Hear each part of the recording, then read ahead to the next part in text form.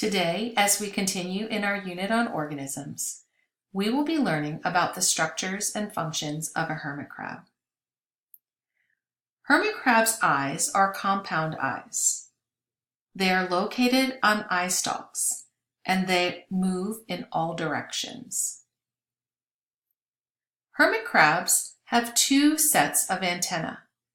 They have a long set and a short set. Because hermit crabs do not have good eyesight, they depend on their antenna for smelling where their food is. The large claw that a hermit crab has is called a cheliped. It is the most powerful claw and is used for defense. The smaller front claw is used mainly for eating and climbing. Hermit crabs have a second and third pair of legs, and these legs are used for walking. In addition, they have fourth and fifth pairs of legs.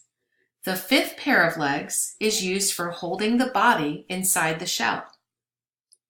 The abdomen of a hermit crab is pliable, so it can curve around into the shell and hold the crab in the shell.